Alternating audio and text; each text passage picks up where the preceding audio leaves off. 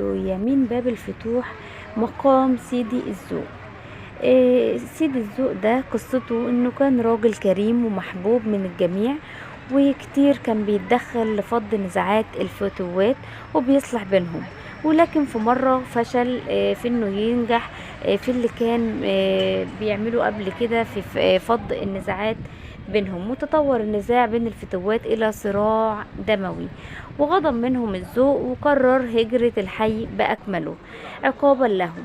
وعندما اقترب من باب الفتوح حاملا معه حقيبته سقط ميتا، فتجمع محبيه ودفنوه في مكان سقوطه يمين باب الفتوح من الداخل.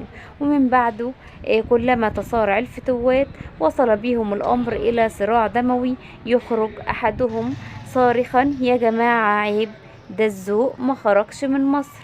بمعنى ان الذوق مدفون